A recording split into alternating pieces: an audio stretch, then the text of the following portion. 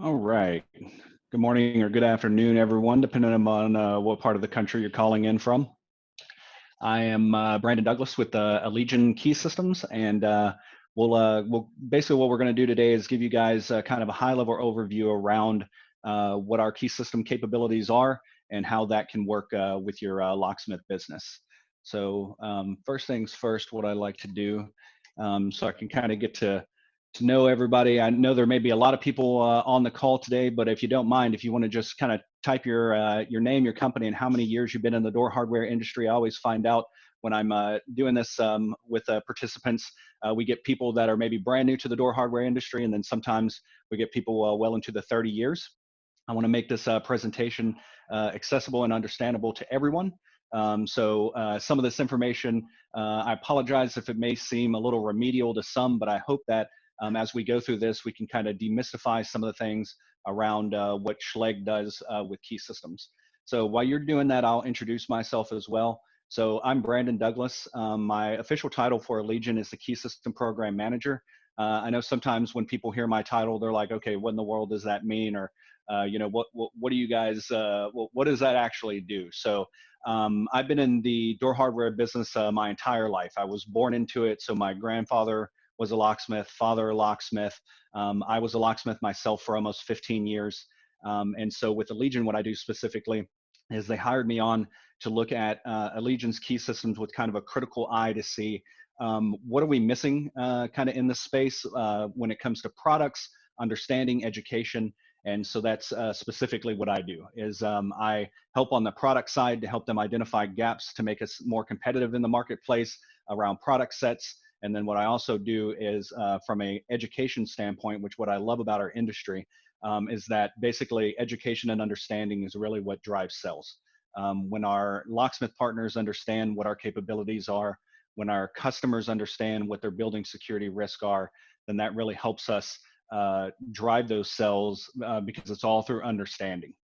So that's who I am, and I've been in the business. This will be 25 years that I personally have been working in the door hardware business. So throughout the presentation, obviously, if you have your questions, we have the chat box and also we have the Q&A. I believe Lloyd Rayforth will be helping me man the chat box with some of the questions, but I'll definitely at the end want to take a pause and answer some of the questions that we go through. We have a good bit of material to cover today, so I'm not going to stop very much during this thing. We're just going to kind of move on through it, but I will ask for your participation in the chat box throughout the presentation, which I'm going to, since we're talking about that, I need to pull up that chat box here on my side.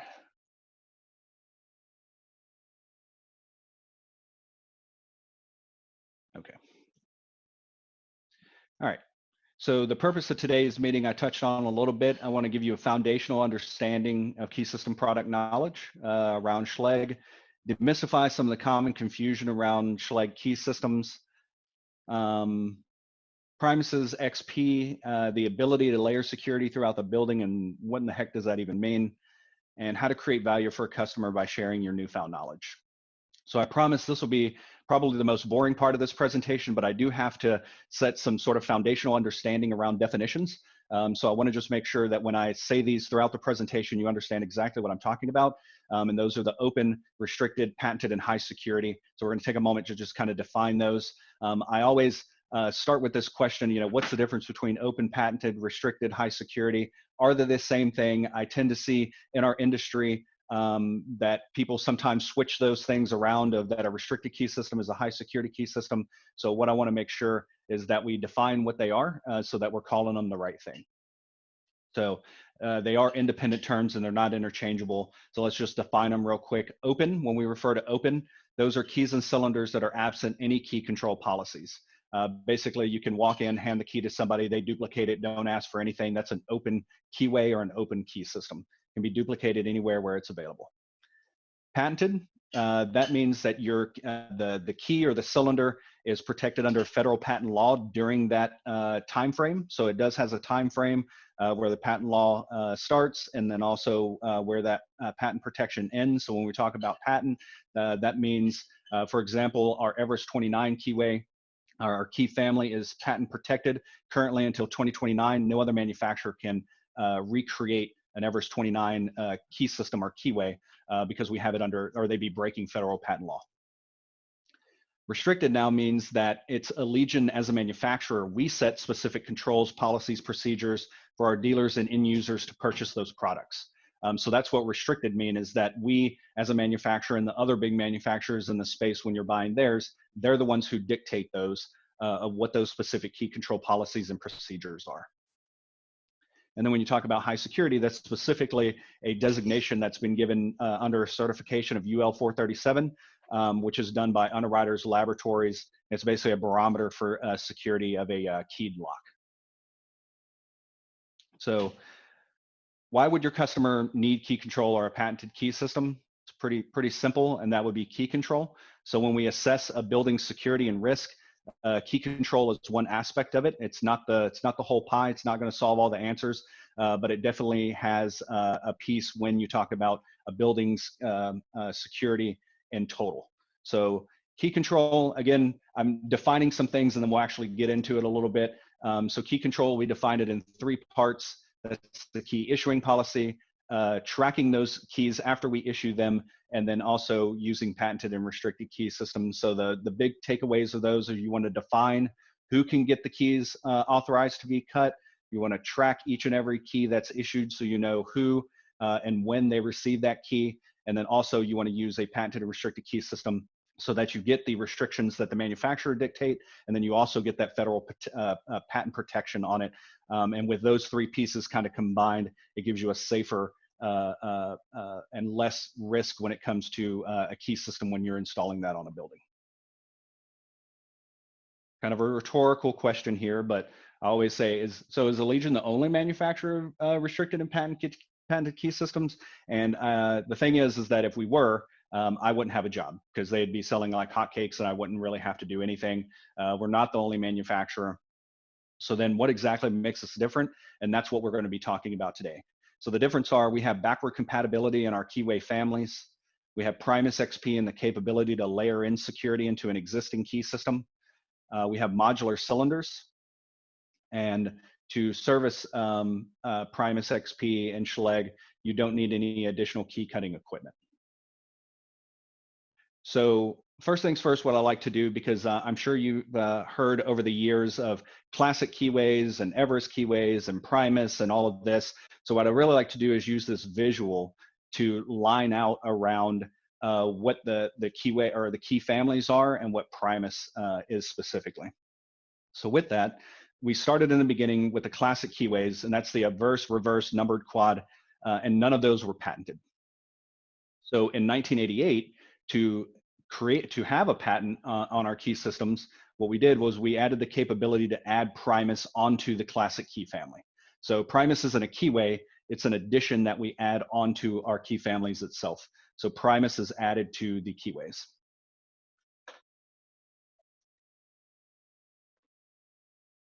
Then what we did was in 1998, because when you talk about, and we'll get into what I mean by layering and when I talk about a higher level or a lower level security within a key system. So within one key system, if you had a classic Primus key and then you just had the classic key was not patented. So what we did was we created the Everest family of keys, which some of you ladies and gentlemen may know. Those are the B, C, and D families, which we'll get into what those key families mean. And the patent on that was 98 to 2014. So as you see, as we go on this timeline, now we're at 2007. So in 2007, we launched Primus XP. The easiest thing to understand about this is that we'll always have a key family under patent, and we'll always have a security mechanism, which we call Primus and Primus XP under patent. So as these things come to an end, as you see, like in 2014, that's when we created Everest 29. So hopefully with this visual, it helps you understand why when you go out there into the marketplace, you see various things of a classic Primus or an Everest Primus or an Everest 29 Primus XP. These things are mixed and matched. And throughout the history that we've been selling key systems, that's why you're going to run across a bunch of different things. But just always know that as we go along in the history and through the selling process, we're always going to have key families that are under patent. So as of right now, your most current is an Everest 29 with Primus XP, or a Classic with Primus XP.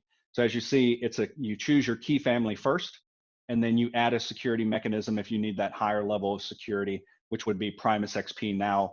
Obviously, Primus specifically, patent expired in 2007, so it's 13 years out of patent. So we would always recommend, if you're using Primus now, upgrade to Primus XP. So now let's talk about our key families and backward compatibility and what that means. So like I was saying with Everest, which we created in 1994 and the patent expired in 2014, those are our B, C, and D families. So why in the world would we break them into 3 different ones, and why don't we just have one? Well, it's kind of a rule of thumb of what we did was we broke it out so that you can understand what each one is for specifically. So the B family is small format interchangeable cores. Under that family, we have dealer restricted keyways. We also have end user restricted keyways. For our C family, which everybody I'm sure is familiar with, the C123, the most common that's out there, or C145 is a pretty common one. Those are open keyways that can be upgraded to restricted keyways with Primus XP. Those are specifically the ones that dealers sell. And then we have the D family, which is the full-size interchangeable core conventional. Those are in-user restricted keyways only, but they can be also upgraded to a higher level of exclusivity with Primus XP. So as you know, we're well past 2014, so we launched the Everest 29 key families, and those are all backward compatible. So what we mean by that is that if you have a building, let's say that has C123 and those keys are out of patent, we would recommend that you can start selling your customers the S123, and it'll fit into those C123 cylinders. So the keys are all backward compatible, but not forward compatible. And that backward compatibility is just as easy as choosing the correct letter designation and then the same 3-number key section that comes after it. So 123, 145, as long as you choose the same numbers, it'll work backward compatibility. So it's not forward compatible. So with that, what we mean is that with Everest, if you have an Everest key, obviously it will go into a C123 cylinder, but will not go into an S123. But if you start cutting them on the S123, which is the Everest 29 key family, it will work in both. So hopefully that clarifies that a little bit. And the other big takeaway from this is that you're able to upgrade a key system from an out of patent to a patent key system without replacing all the cylinders. You can basically replace the keys, and now the key system, the keys themselves, will be brought into patent, and if they're restricted, it will be brought into the highest level of restriction and patent that we currently have at no additional cost. There's no additional inventory commitment or anything. If you already have a customer that's on B or D, or you're selling the C keyway now of anything in the Everest, we highly recommend you move everything to Everest 29. And there's no additional costs, no additional contracts, no additional buy-ins, any of that stuff. If you're already working within the Everest family, you're grandfathered into the Everest 29 family. So what I like to do now is show a little video of what Everest 29 actually is. So this is going to be a cutaway. So as you can see down at the bottom, and I'll play this video a few times, you'll see the check pin there in the back, and it lifts it up. So we call it a check pin. Basically, that little hump in the back of the key lifts up the pin there, and it basically checks to see that it is there. So it lifts it out of the body of the cylinder. Not a high level of restriction, but that's where we got our patent, was we have the check pin, and then on the key, we have the undercut groove, which you can see kind of on that lower level lip. So that's Everest 29. That's basically what's patented on it, specifically itself. And then we'll also talk about what Primus XP is, which is actually coming up in this section now. So this is the second thing that makes Schlage a little bit different with what we sell out there into the marketplace as compared to some of the competition. So first thing I'd like to get across is Primus is not a keyway.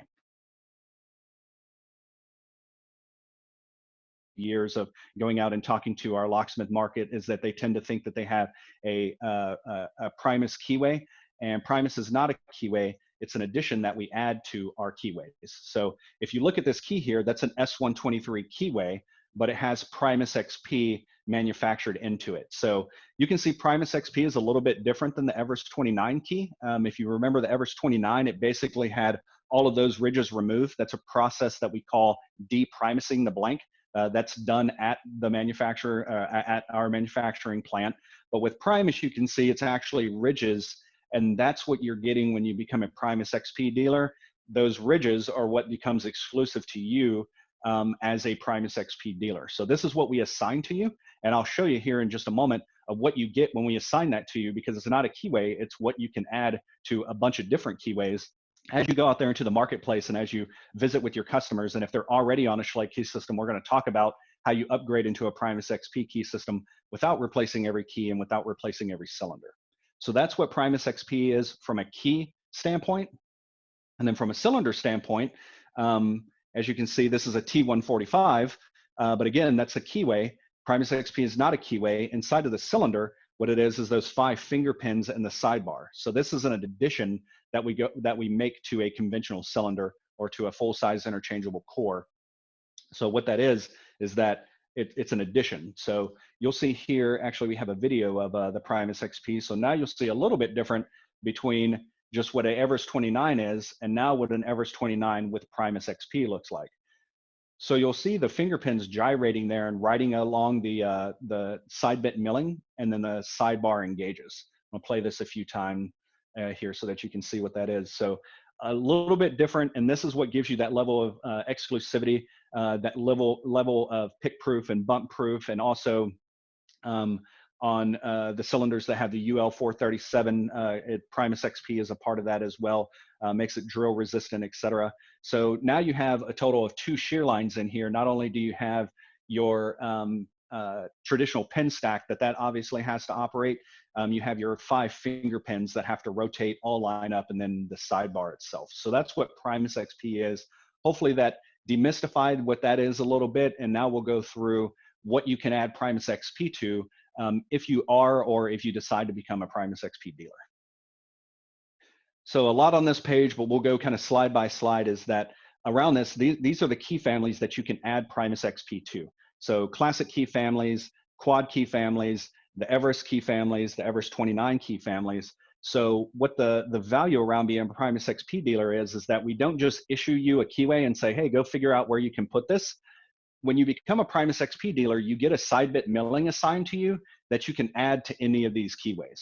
So let's talk about that for a moment specifically. So as locksmiths, you'll understand what this chart is. So this is the classic key family chart that you can add Primus to. Don't worry about the P, the first letter there, like C, C, E, E. P just means Primus. Those are the ones that you should be able to identify with. So those are the SC4s and SC7s and SC9s. So when you're a Primus XP dealer, you get access to all of these.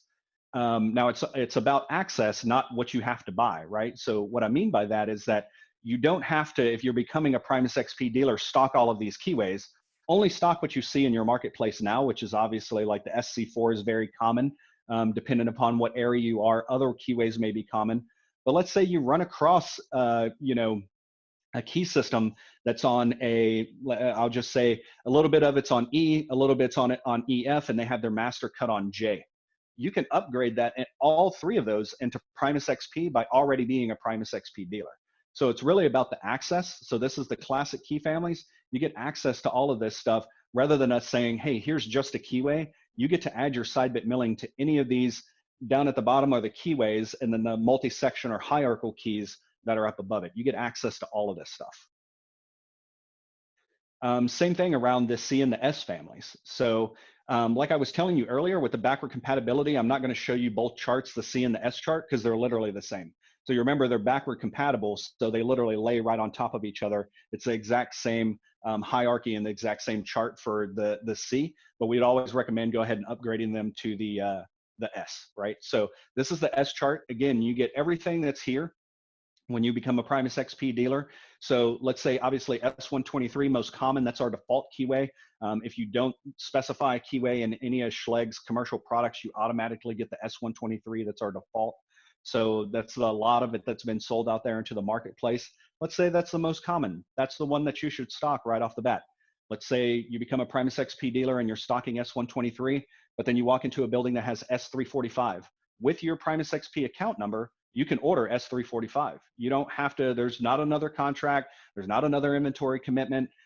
Any of these keyways that you see here and the hierarchical keys up above, Again, it's about access. You get access to all of this stuff. Once you make that commitment to become a Primus XP dealer, you get all of this stuff from now until forever. There's no, you don't have to sign another contract. You don't have to do another buy-in of blanks or any of that stuff.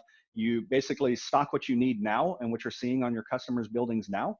And then in the future, if you run across any of this stuff, you have the capability to go ahead and buy it. Again, no inventory commitment, no minimum buys, et cetera, et cetera. You just buy what you need and go from there. So I'm going to show kind of just a simple example to kind of tee up real quick of the actual example that we're giving already. So what we're going to be talking about is the difference between just what we refer to as a standard Everest 29 key, which is like the S145 that's up above, and then a Everest 29 with Primus XP. So you can see the visual difference there, and the difference basically is that the undercut groove and the Primus XP side bit milling. So if you see the one at the top, that's the standard Everest 29. It's been de-Primus, so you'll see that kind of valley. There's not Primus, the ridges that are there. And then when you look at the Primus XP blank, you'll see the ridges and the cuts that are there. Obviously, we do that from the manufacturing standpoint. So when you talk about in a building how you layer it in, and I'll actually give a better overview of what this is, I just wanted to show that in the same key system, if you have your standard one, obviously it'll work the standard cylinder. It'll go into, but it will not turn, right? Because even if it has the same top pin bitting and it's keyed up to it, if it does not have that Primus XP side bit milling on the side, it's not going to engage the finger pins to be in the right, basically the right depth and the right foot position. So the sidebar isn't going to engage, so it's not going to turn. But then when you have Primus XP, it works both. So the Primus key is always going to work even the lower level, which we call standard Everest 29 cylinders, as long as it's keyed up to that, because it still has the ridge on the back to pick up that check pin in the standard cylinder. So now let's give like an actual tangible example of what that means of when you go out there onto when you're talking about just a building. So I have a small office space here. Say a customer calls you up.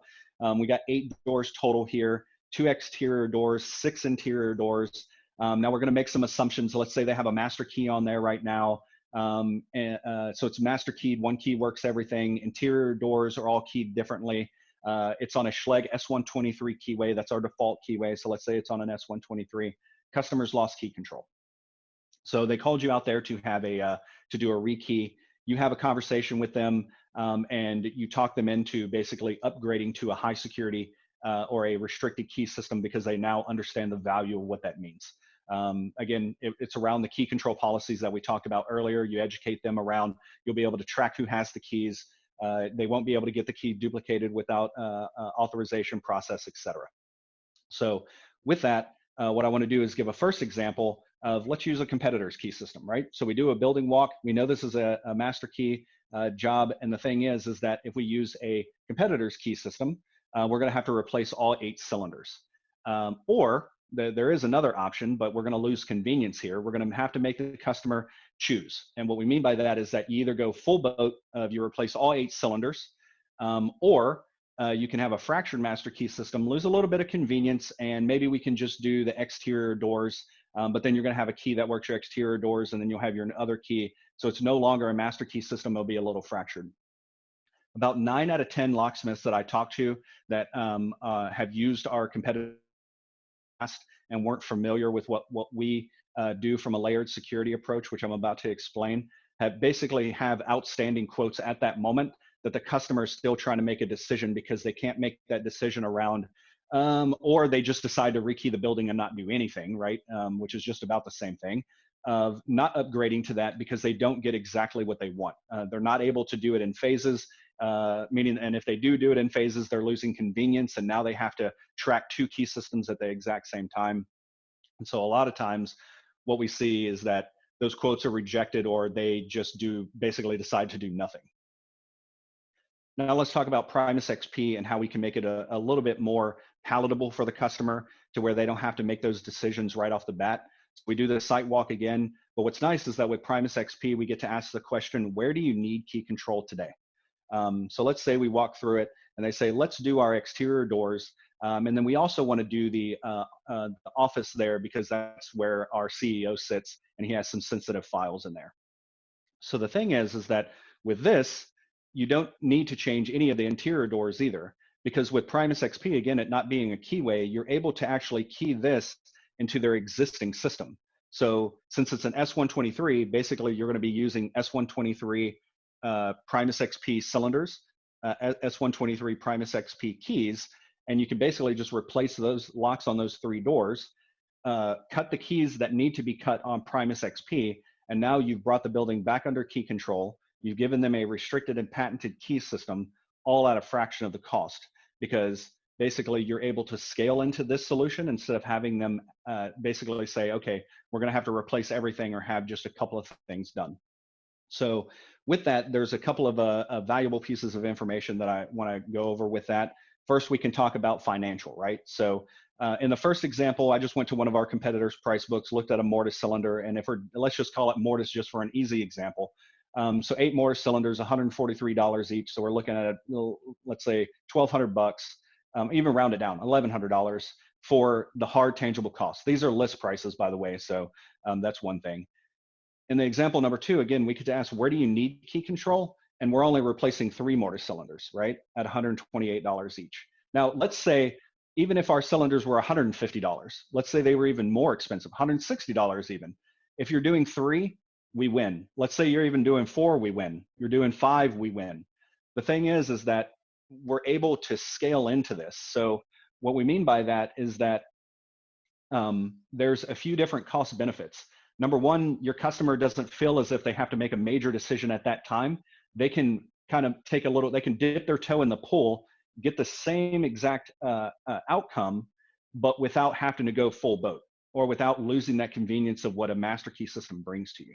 So when you look from a dollar standpoint, again, these are just numbers that we look, the numbers you could play with all day. But the thing is that what our customers are really looking for when we go out there and talk to them, that they're really looking for outcomes to their problems. They're not looking for a brand. So when we talk about Schlage Primus XP, this is just another weapon that you can have in your arsenal, and not necessarily like, oh, Schlage is the best and it fits with every single thing. If it's a Schlage key system now, and any of the keyways that we've talked about in these last few slides, that's when it becomes relevant. So if you have customers that are on the, like we were saying before, SC4, SC9, SC7, C123, any of the Everest keys, any of the Everest 29 S keys, if you have customers that are on those now, this may be something that you want to look at, because you're able to upgrade them into a restricted and patented system, get them back under key control, and scale as necessary. So when I say scale, what does that mean?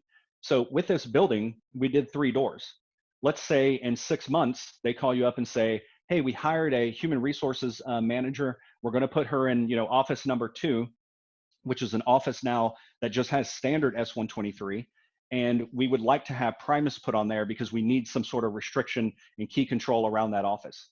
Well, you already have the master key system there at your office. You basically just pin up that Primus cylinder, drive out to the site, unscrew the cylinder, the standard cylinder, you screw in the Primus XP cylinder, hand her new keys to her office, and you're done. No more, the thing is that it's less time on site, no need to create new master key systems, and not every single key needs to be a Primus XP key. So these are some values above and beyond of what we do with Primus XP, and it's what we call our layered security.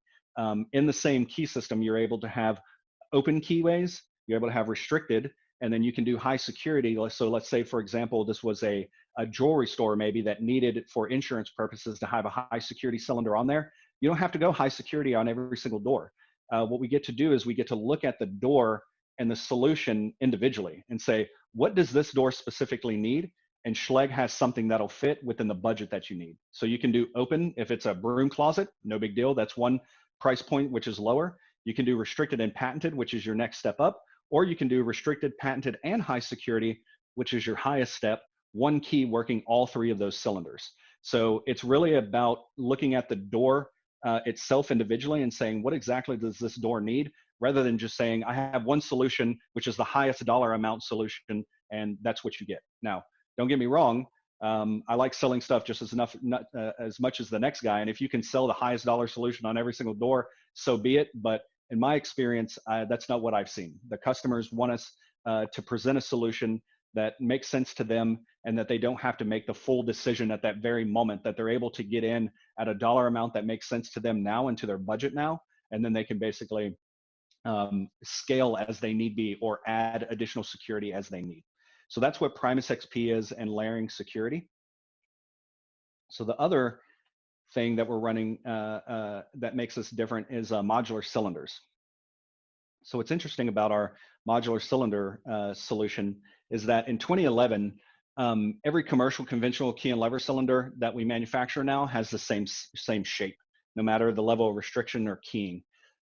So what that means is that that key and lever that you see there all the way on the very left, you use that same key and lever to create a rim cylinder, that same key and lever to create a mortise cylinder, and that same key and lever is used in our grade 1 deadbolts. So when you're creating a mortise cylinder, for example, these are what we call our mortise cylinder service kits here on the right-hand side, and that's going from 1 1/8" all the way up to 1 3/8". So what's really neat about these is that you get within those service kit, you get all the components that you need to create it. Basically, all the back pieces, because that front housing plate exchanges between mortise or rim, so it's the same one. So with that, I told you guys that I've been in the business for a long time. And if you were to go to my dad's shop today and open up his safe, which I'm sure a lot of you might be able to relate to this, is that you have cylinders in there, restricted or high security cylinders in there, very expensive cylinders that you're holding for a specific customer, right? So they have a specific finish or a specific back housing or a specific cam or something. Like there's something specific for a customer just in case they call, because you want to be there when they need you with what you need or with what they need to secure the door again. What's great about the modular cylinders is that the most expensive component in creating a mortise cylinder or a rim cylinder is the key and lever cylinder, and that's able to be used in multiple other formats. So you're able to sell that key and lever cylinder to whichever customer that you need in whichever format. So those pieces, and what we're going to be talking about here, is that how do you look at a strategy to reduce inventory and especially inventory cost and only stock what you need. And then when we talk about a customer that needs something specifically, you're not stocking a bunch of random or finishes of cylinders that are $150 plus. You're talking about carrying maybe a couple of face plates in that finish, and those face plates are like $5 to $10 at the most. Or let's say it's a specific length that they need, and our back housings are anywhere from say $10 to $15, maybe $20 if you get into the longer mortise lengths. So that's the what I want to kind of drive home here, is that what we did was we made it to where that key and lever is able to be used wherever you need to have it. But then when you need to have something specific or specialty, all you're doing is stocking parts. You don't just have a piece that's kind of sitting there. So if you talk about it from like a cost perspective, if you were to have, let's say, I'm going to pick a random one. Let's say a matte black, 1.5" mortise cylinder for a specific customer with a specific cam. Let's say that cost you $150 list that you just have sitting there and you can't do anything with it.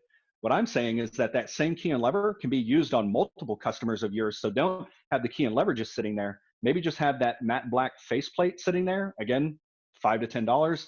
Back housing, $20. So now instead of a $150 mortise cylinder sitting there, you have like $40 worth of components sitting there waiting for that customer. So it reduces your inventory significantly, and you get to turn the pieces that really makes sense. So, which is the key and lever specifically. So now I'm going to play this video, which is coming up here. So I don't think you'll be able to hear the audio on this video. So I'm going to just kind of talk through it as I play it.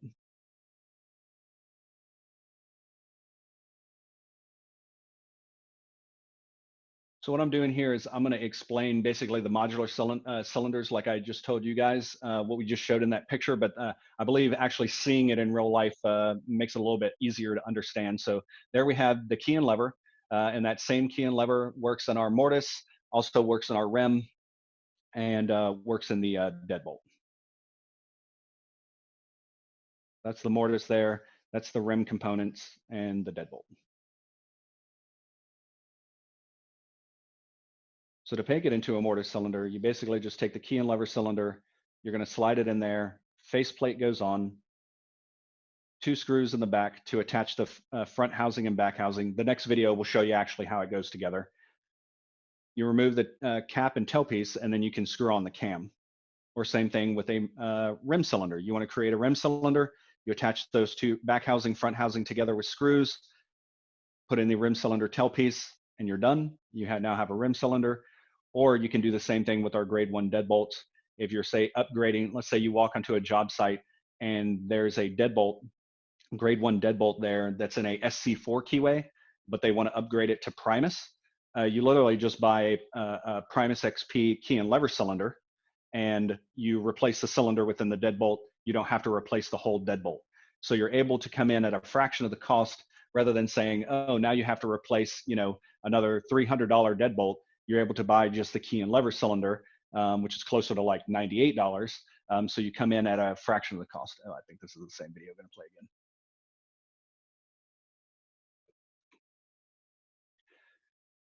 So now I'm going to show you how fast this is. So even as slow as I am with this and explaining it, you'll see how easy this is. This is a 2-minute video with the intro, outro, me using a cheap screwdriver from Harbor Freight, and talking through it. So when you're creating a cylinder from a key and lever, it literally takes almost no time. So I just wanted to kind of show the actual pieces of what this is when you're creating a modular cylinder. So this is our key and lever cylinder. So first thing I'm going to do, cap and tail piece come off.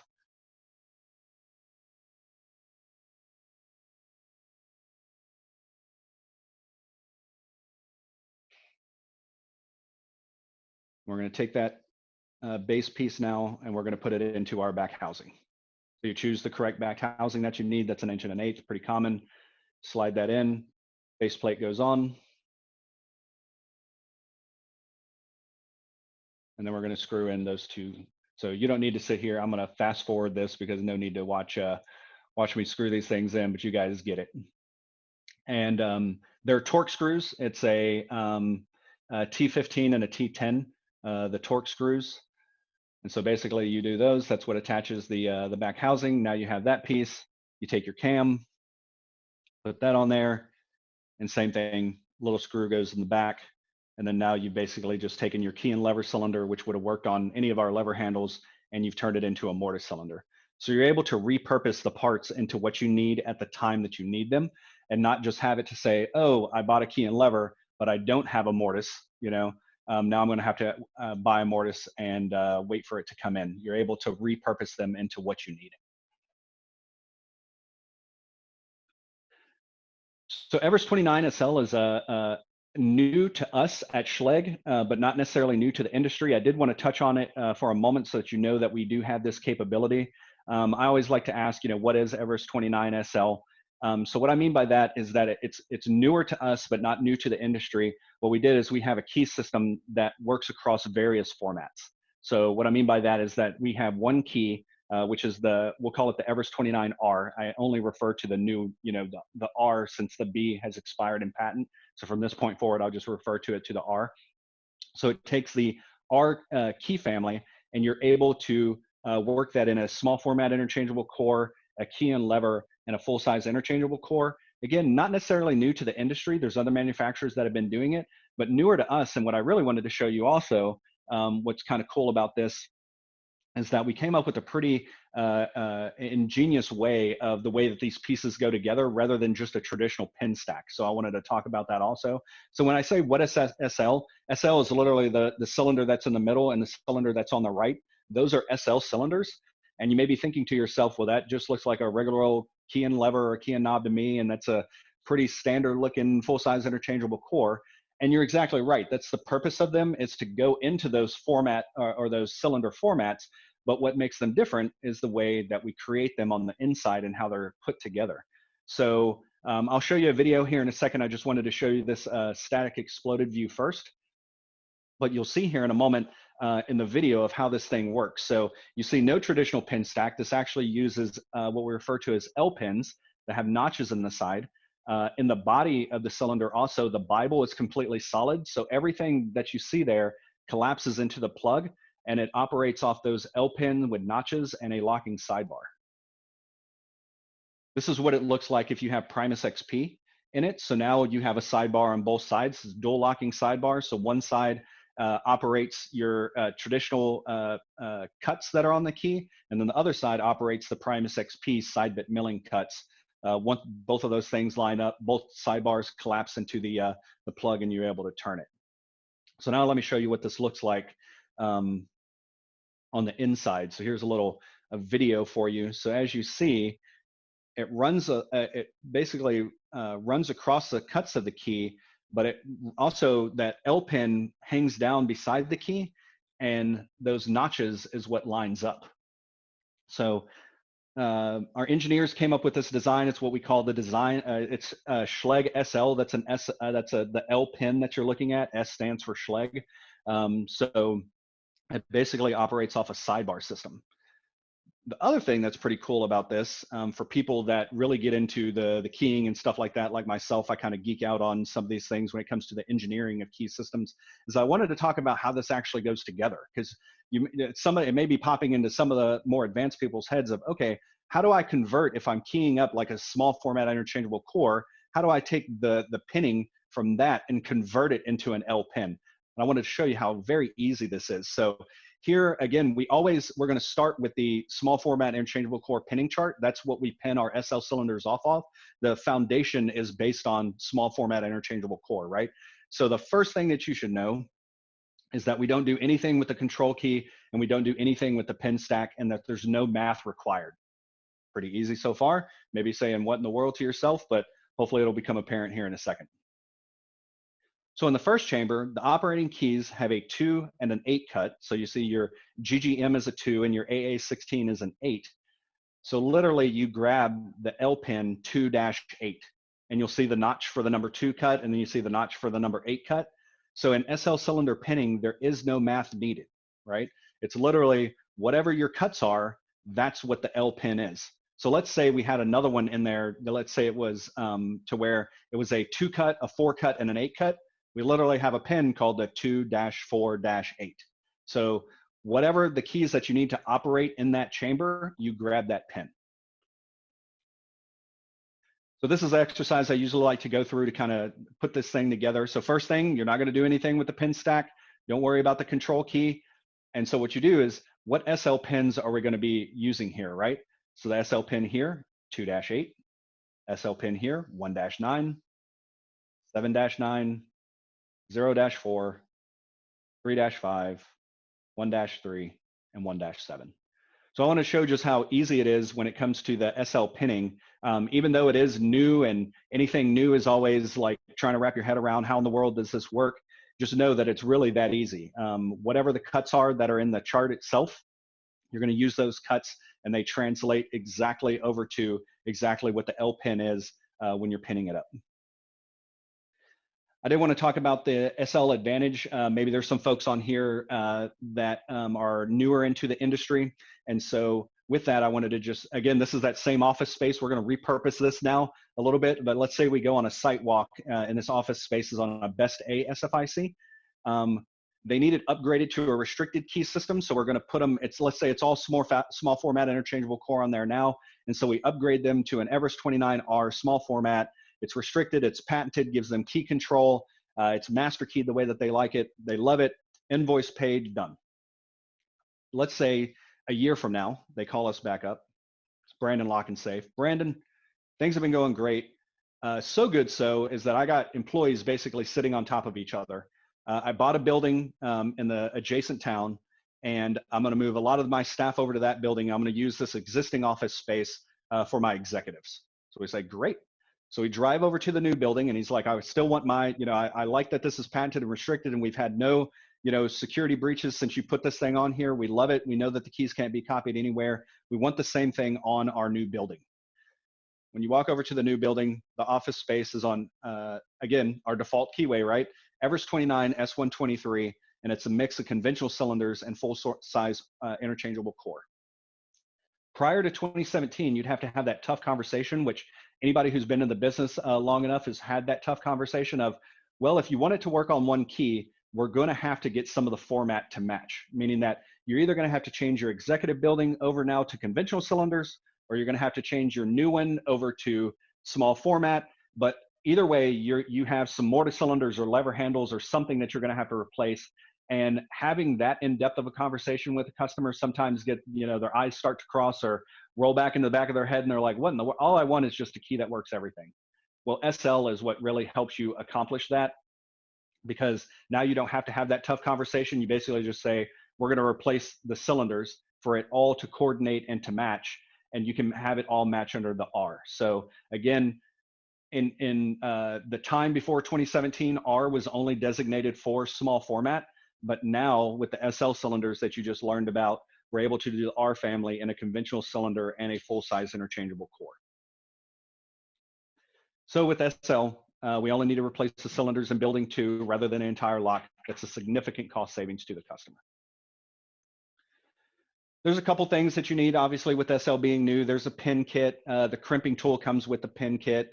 You may or may not need the pin gauge. And then if you have a machine that already cuts Everest B or Everest 29R, there's a punch that's made by ProLock that does it, or any automated or semi-automated machine that you have, the HPCs, et cetera, they all cut them.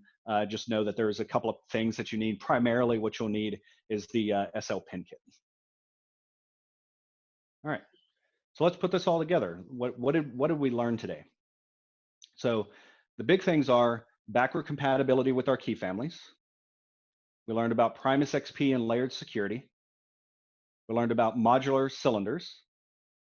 And those are the big takeaways around that. Also, when we talk about cutting Primus keys, et cetera, you don't have to buy a special machine to cut Primus keys, because again, Primus is an addition to the keys that you're currently servicing, whether they be the classic keys or the Everest keys or Everest 29. You're already servicing those. If you already have that equipment, which is your standard cutting equipment, you use that exact same equipment to do Primus XP, because all it is that addition of the side bit milling that's down at the bottom. So now let's talk about a little bit of what do you get when you become a Primus XP dealer to help you understand what all this stuff is. So everything that I just reviewed today, when you become a Primus XP video, we give you access to the training videos. You guys already watched a couple of them already around the modular cylinder. So we put 14 of these videos together.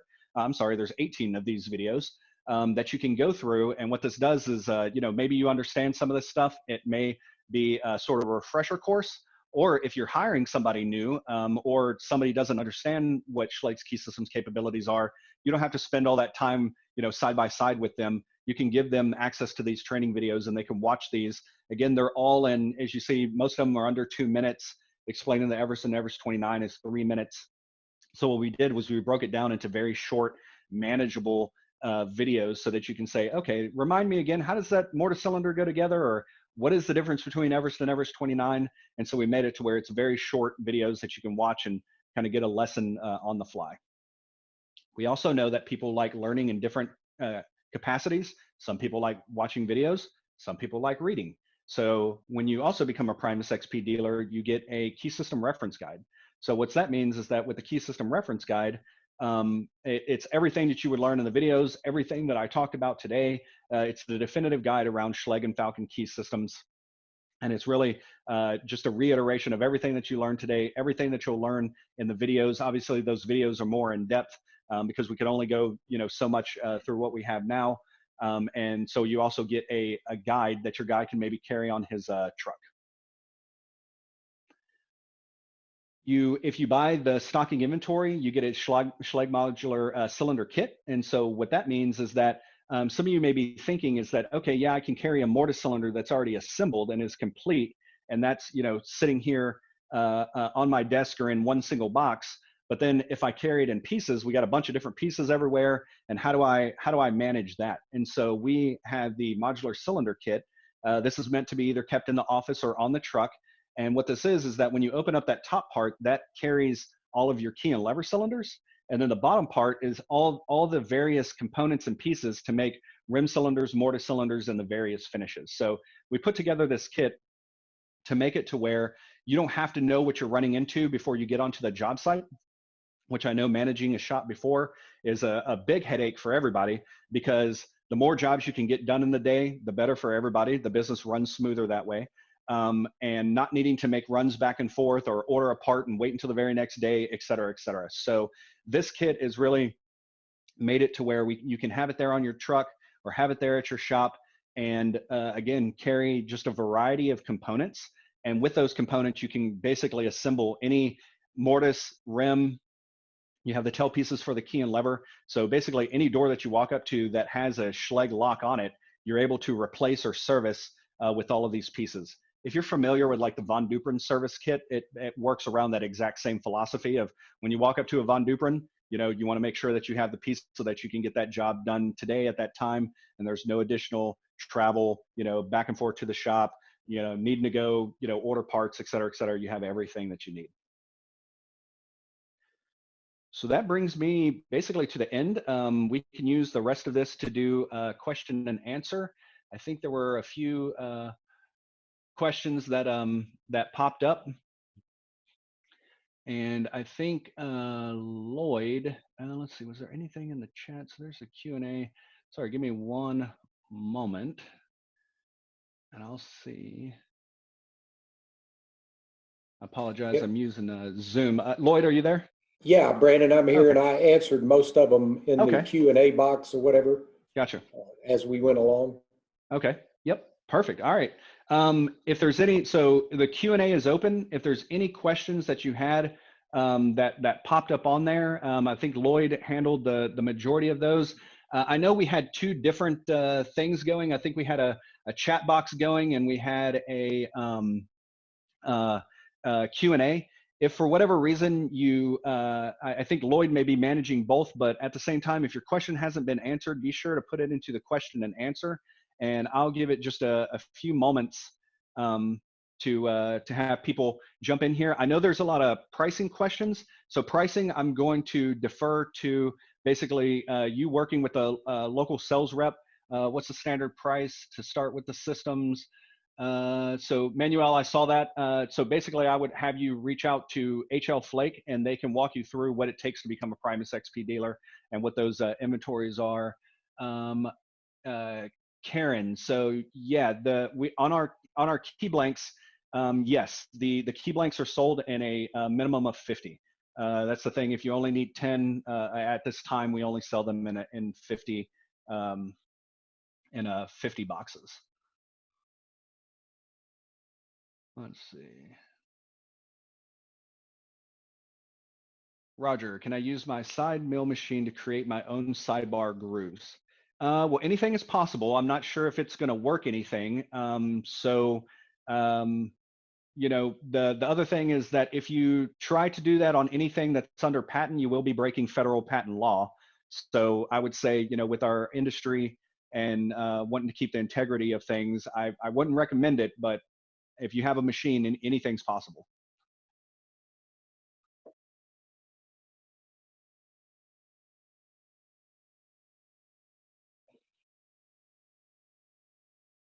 All right, are there any questions like on the HL Flake side? I think Lloyd, as we were going through live, which was very helpful, I really appreciate that, Lloyd.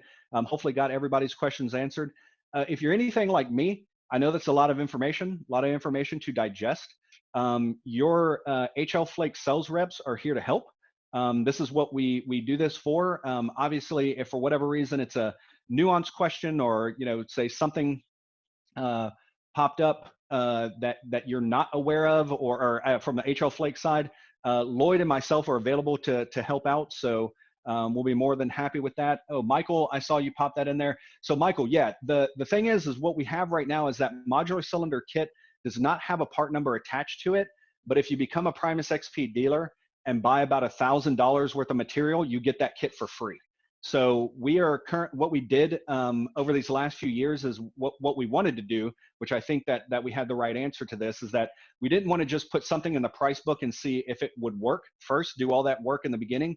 What we did was we tested it, and after testing it, which we have for these last few years, and people tend to love it, basically we've been giving it away for free when you buy inventory in it. And here in about the next year, it will become a part number to where you can buy it with the inventory out of the price book.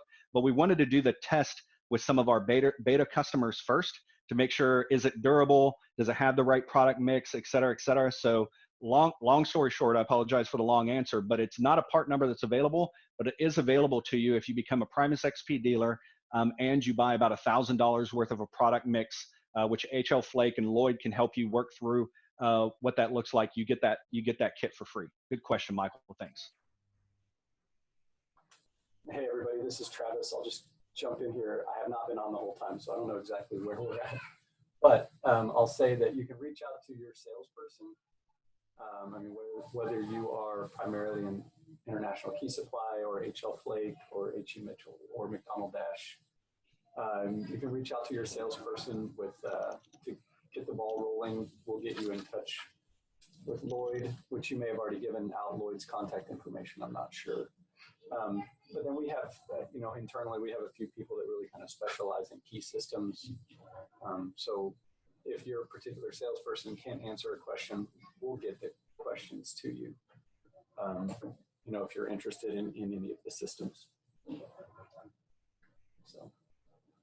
And then there is kind of a specific, and I don't know if the HL Flake team wants to jump into this, but there's a fellow, Roger Beck, that asked a question. Does HE Mitchell have the same prices as McDonald and HL Flake? That's in the Q&A. I didn't know if that was something you wanted to answer here, or maybe answer him in the chat box. Yes. Certainly now that we're all on the same ERP or the same accounting system, the prices are the same across all three. It really should be for International Key Supply as well, but just the fact that we're using two different systems, sometimes things aren't always aligned. But yeah, our intention is to have the same price across all companies. So, I mean, if you happen to find a discrepancy, actually with HE Mitchell, I don't know how there would be a discrepancy now that we're all on the same system. So, I hope that answers it. So that's what I have today. I appreciate everybody